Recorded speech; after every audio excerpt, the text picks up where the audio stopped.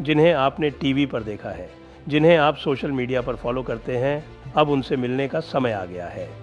Jaipur dialogues annual summit 2026 के लिए registration शुरू हो चुके हैं। अपने पसंदीदा वक्ताओं से मिलिए, उनकी बातें सिर्फ स्क्रीन पर नहीं, लाइव सुनिए। विचार, बहस और भारत के भविष्य को आकार देने वाली चर्चाओं का हिस्सा बनिए। बहुत सी रोमांचक जानकारियां जल्द आने वाली हैं। अभी रजिस्टर करें, लिंक डिस्क्रिप्शन और कमेंट्स में है। नमस्ते।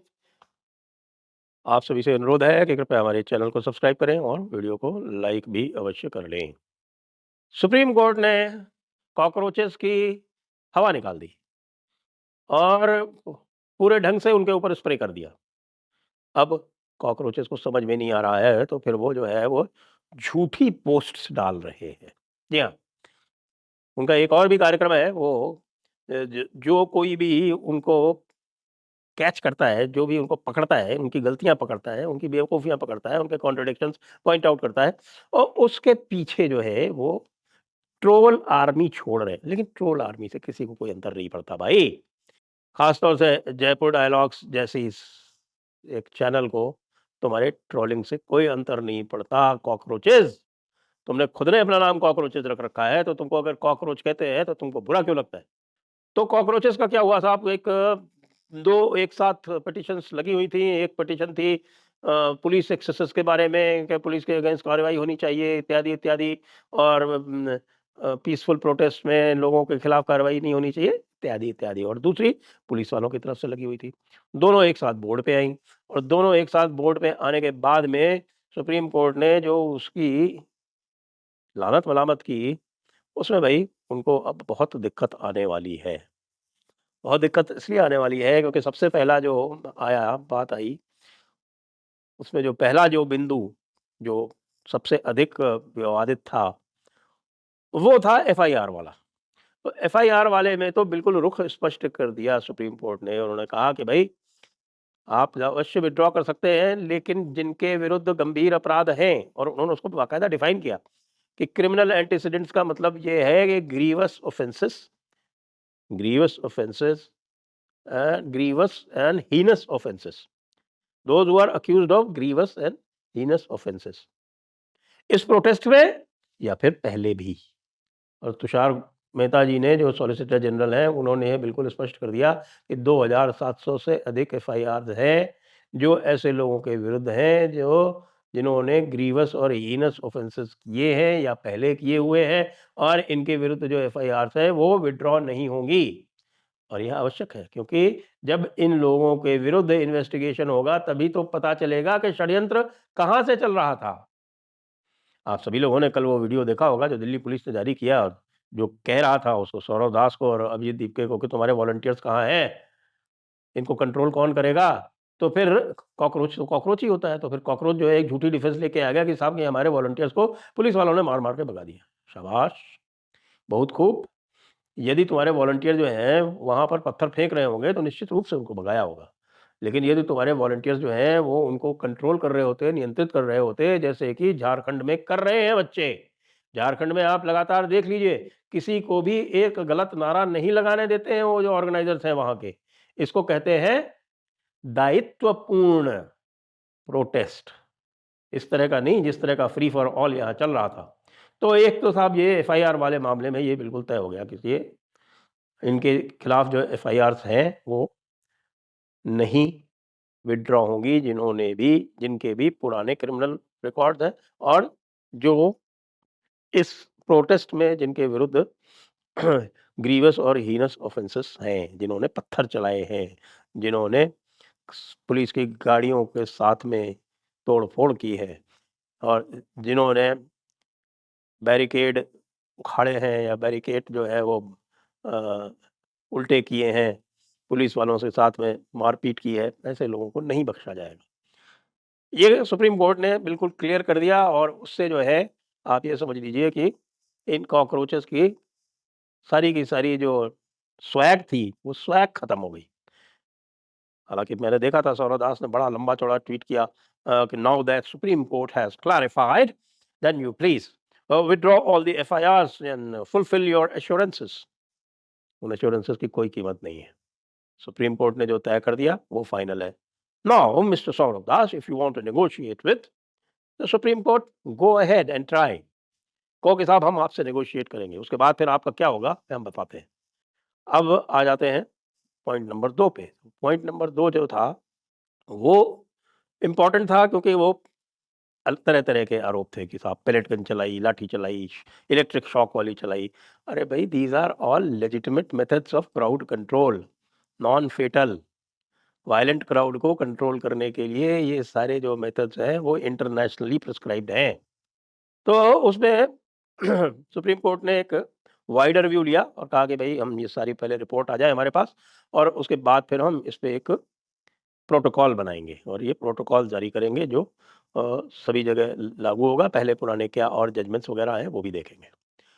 उससे भी महत्वपूर्ण जो है वो ये आया कि साहब कि ये जो पीसफुल प्रोटेस्ट की बात होती है, और पीसफुल प्रोटेस्ट को कहा जाता है कि ये एक फंडामेंटल राइट है। जी हाँ, तो फंडामेंटल राइट है आर्टिकल 19(1) बी में, to assemble peacefully and without arms. आप लाठी डंडा लेके नहीं जा सकते प्रोटेस्ट में, विदाउट आर्म्स। तो assemble peacefully and without arms is definitely a fundamental right, लेकिन उसके रीजनेबल रेस्ट्रिक्शन है।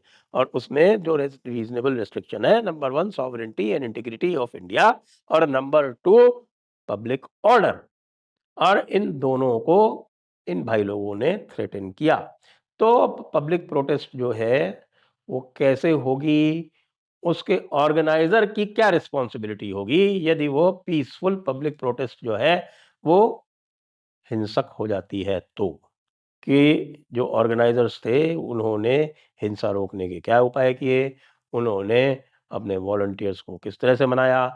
अब इसमें तो ये जो सौरव दास एंड कंपनी जो है ये फंसेंगे बुरी तरह से।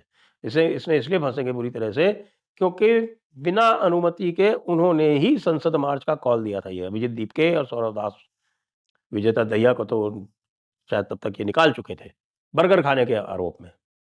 खुद सारे पकवान खाते रहे, उसमें कोई दिक्कत नहीं है, तो विजेता दहिया को हटा दिया था।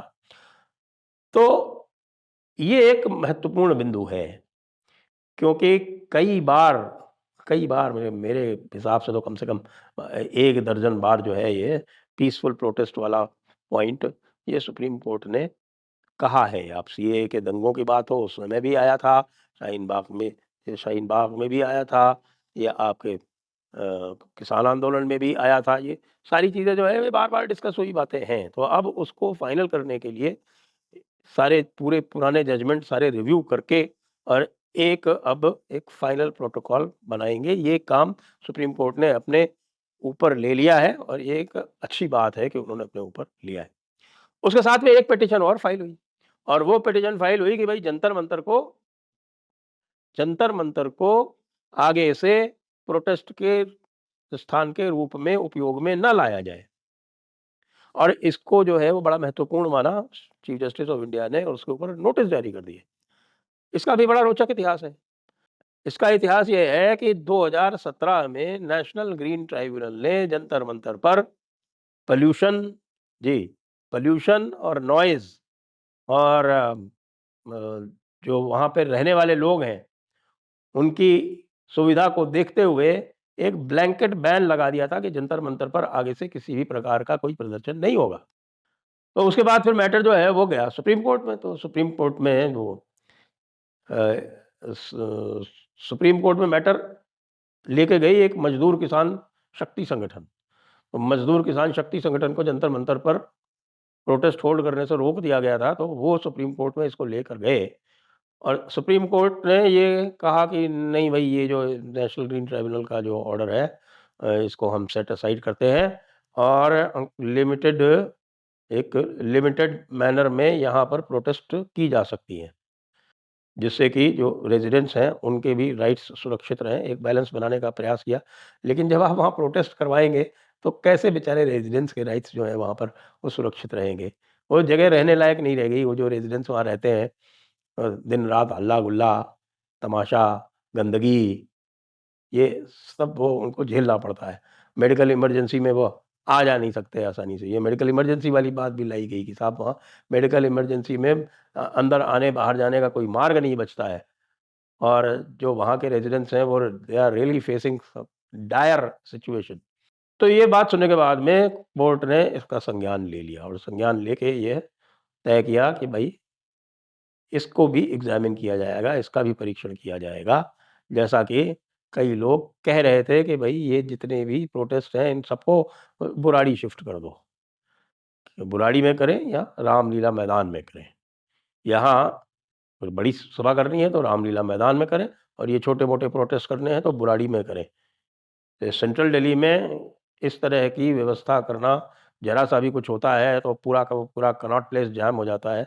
कनॉट प्लेस में कम से कम नहीं तो 3-4 हज़ार ऑफ़िसेज़ चलते हैं।